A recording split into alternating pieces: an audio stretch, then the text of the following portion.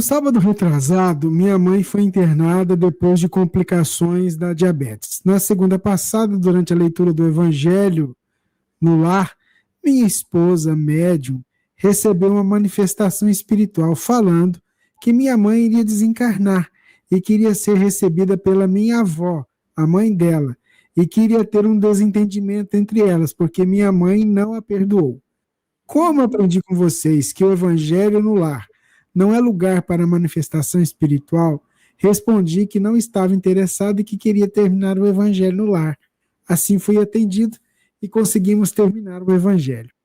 Minha mãe veio desencarnar na quinta-feira passada, infelizmente. O que eu queria saber é por que recebi essa informação e o que eu posso fazer para ajudar. Aí eu passo a bola para vocês. É verdade, o Evangelho no lar não é lugar para manifestação mediúnica. Por quê? Porque nós não podemos converter nossas casas em centros espíritas. Ninguém pode constituir um trabalho de Evangelho no lar para se comunicar com espíritos. Não é para isso. É para que a gente utilize esse momento da semana para refletir, trazer as nossas questões, avaliar a nossa semana diante da leitura que está sendo apresentada, usar aquela leitura para nortear a semana que está começando em termos de evangelho. É para que aquilo seja um pouso de reflexão familiar e não para que seja um trabalho mediúnico. Ok? Isso é a regra. Isto é a regra que deve ser obedecida. Ocorre, entretanto, que nós não podemos estabelecer regras de maneira tão absoluta a ponto de dizer que é proibido uma comunicação mediúnica. Nós estamos dizendo que não se deve ter, não se estimula, não se espera que tenha. Vamos deixar um tempinho para algum mentor se manifestar. Não se espera manifestação mediúnica no Evangelho no lar. Mas a comunicação, pelo que deu a entender, além de ser espontânea, parece ter sido a primeira vez que ela se deu. E quando isto acontece, a gente não deve rechaçar, porque, de repente, esse é o único canal espiritual aberto para que a gente consiga ter uma notícia familiar. Não seria no centro espírita, mas eu participo do centro espírita, mas talvez lá no centro espírita a minha discussão familiar não fosse objeto do trabalho mediúnico. Então, na minha casa, acaba acontecendo. Então, eu diria o seguinte, não é para ter, mas havendo uma ocorrência rara e não provocada, acontecendo de forma absolutamente não intencional, a gente ouve. Não que a gente vá acreditar absolutamente em tudo que vai acontecer, né? Porque senão daqui a pouco aparece um espírito lá numa comunicação mediúnica no meu evangelho, diz, olha, você está grávida, seu filho é um espírito de luz, ele vem para transformar a humanidade, ele é a reencarnação de Jesus Cristo e tal. Não dá para a gente acreditar em tudo aquilo que se colhe numa comunicação mediúnica.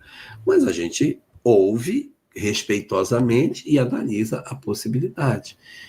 E se era uma comunicação sobre a desencarnação da mãe, por que não trabalhar a hipótese que aquilo pudesse ser uma razoável verdade, e não que a gente ficasse fanático e se desesperasse, mas para que a gente se apropriasse dessa informação para um trabalho. De tudo por tudo, de tudo por tudo, de tudo por tudo, qual a razão de tudo isso? Dizer para toda a família que sim, é verdade. O mundo espiritual existe.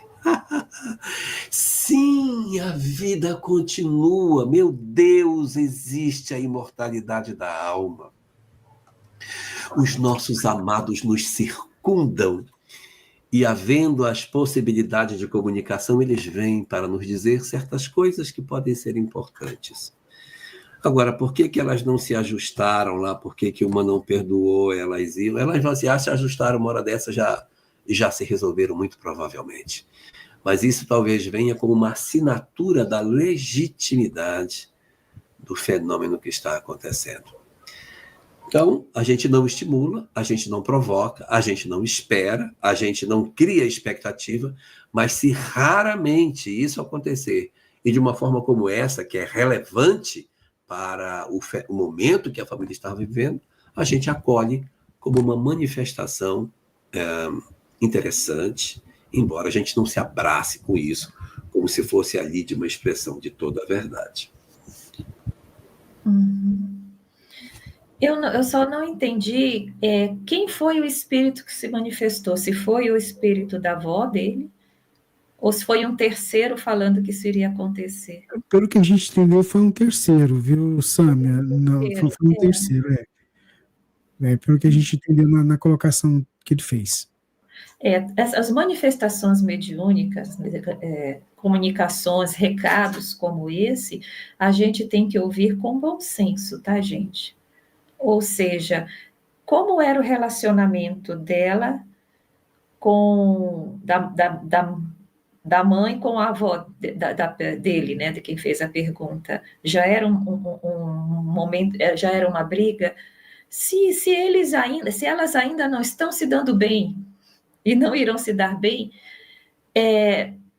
por que já estão prevendo que elas irão se brigar? Não seria o normal, num acolhimento equilibrado, que essa mãe fosse recebida, não pela própria mãe dela, já que tem um conflito, mas por outros que a amam o suficiente para, naquele momento tão sensível, recebê-la com carinho, com apoio e proteção, mesmo que depois ela tivesse que se aproximar da mãe que está lá para resolver os problemas. Essa palavra "vão brigar", "vão se desentender", me deixou uma pulguinha atrás da orelha. Até porque todos nós temos alguma coisa a resolver, mal resolvida no mundo espiritual, mas as mensagens sempre para a família são de alento, né? São de alento para que fiquem em paz. Então, vamos ler com bom senso. Pode ser que a família já esteja acostumada com isso, e isso tenha sido uma veracidade, mas se foi algo que perturbou a família e que foi pego inesperadamente, aí é estranho.